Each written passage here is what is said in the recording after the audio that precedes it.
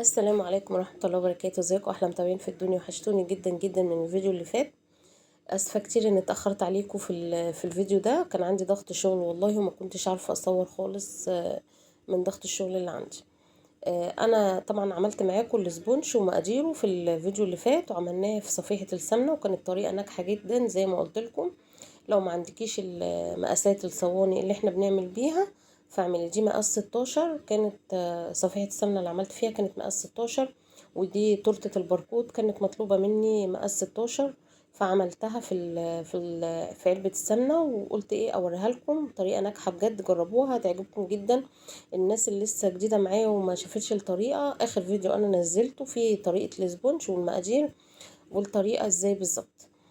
طبعا انا جبت الكيك كنت مقطعاه معاكم في الفيديو اللي فات كده، وطبعا انا الفيديو ده كنت مصوراه في نفس اليوم اللي عملت فيه الكيك، بس انا معرفتش ان انا منتجه لاني طبعا لازم امنتجه واحط عليه صوت وكده ومنتج حاجات فيه.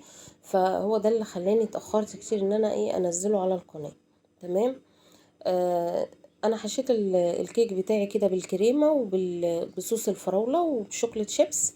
زي ما انتم شايفين احنا هنعمل حشيتها كويس قوي. هنعمل التورتيه دي قلب، على شكل قلب، لان هي كانت مطلوبه، كان بعتلي الصوره وعايزينها على شكل قلب. طبعا هي صغيره جدا وهيطلع قلب صغنن بس حلوه قوي بصراحه ربنا، يعني شكلها في الاخر طلع جميل جدا. فاحنا بنقسمها 4 اجزاء كده زي ما انتم شايفين، وبناخد كده تلتين كده تلتين كده وبنحطهم زي ما انتم شفتوا بالطريقه دي بالظبط كده، وبحطهم كده على شكل القلب، وبحاول ان انا اقفلها كلها بالكريمه. وهنبين بقى تفاصيل القلب بتاعها دلوقتي اهو كده زي ما انتم ما شايفين. اهو هاخد بقى الحته اللي في النص دي، هقطعها كده بالسكينه، اللي هي ايه هعمل اللي هي زي الحفره بتاعت القلب كده. فاللي هي هتبين معانا بقى الشكل النهائي للقلب بتاعنا. شايفين كده ازاي ظهرت معايا؟ سهله جدا. ولو ما عندكيش قالب اللي هو القلب طبعا سهل ان انت تعمليه، تعملي صينيه مدوره كده وتقطعيها على شكل القلب ده. هاجي بقى هنا كده انا التورتيه كانت مطلوبه مني باللون الروز، فجبت اللون اللي هو البين كده. فقعدت طبعا جبت شويه كريمه بيضه وحطيت كده ايه نقطه نقطه كده لحد ما وصلت للون اللي هو المطلوب مني. عملنا اللون اللي هو الروز الغامق، يعني لا هو غامق قوي ولا هو فاتح قوي. شايفين؟ بحط كده نقطه نقطه كده وبلون بقى، يعني ايه بقلب كده بالراحه وشويه شويه كده لحد ما اوصل للون اللي انا عايزاه. انا مرضتش ان انا احذف حاجات من الفيديو، قلت علشان تشوفوا التفاصيل بتاعته. الفيديو ده فيه تفاصيل مهمة جدا، فيه ازاي هعرفك ازاي تطبعي الباركود من التليفون وازاي تعمليه.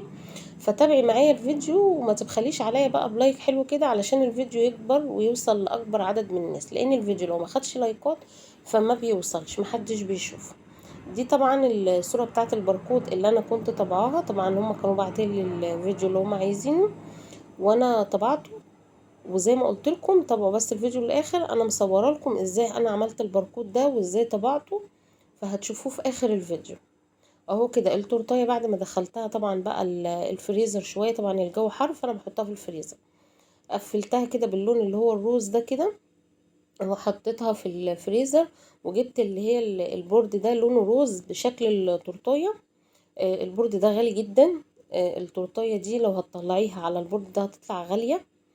وعملنا طبعا الفيونكات اللي هي الستان اللي انتوا شايفينها دي، عملتها كده وقفلتها كده على شكل فيونكة وحطيتها كده. وطبعا الروزتات عملناها كده.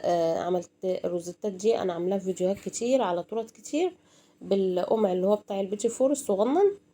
وهي كانت التورتيه هو ده كده كان شكلها، محطناش فيها اي حاجة تاني. هنكتب بقى هابي بريز داي على البورد بتاعنا. وزي ما قلت لكم البورد ده سعره لوحده 30 جنيه، غير طبعا العلبة، غير الفراشات اللي احنا هنجيبها دلوقتي.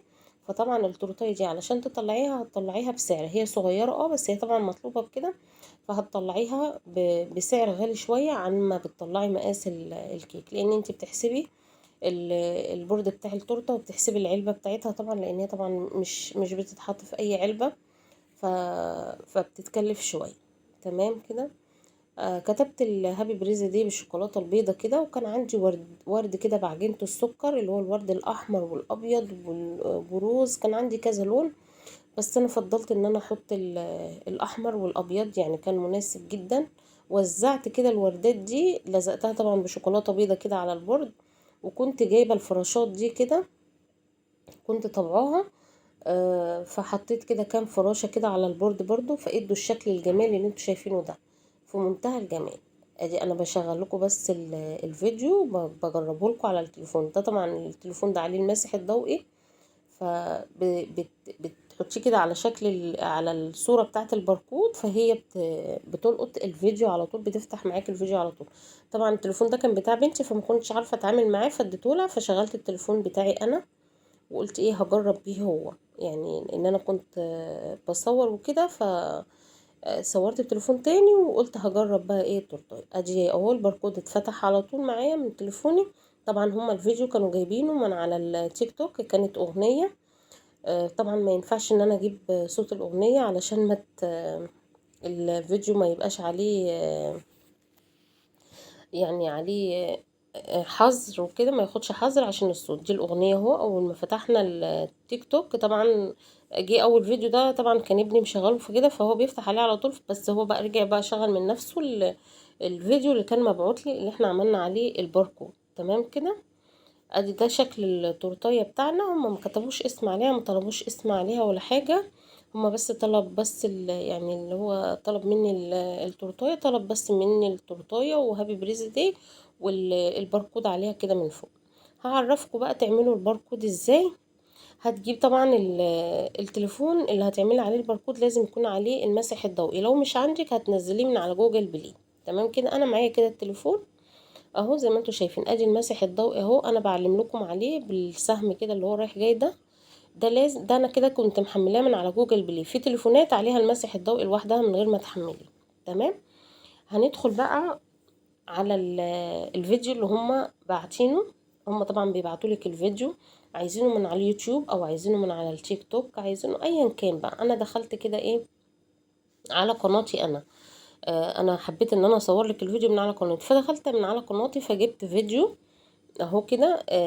فيديو التورته اللي هي المربعه دي، وعملت مشاركه ليه على الواتس.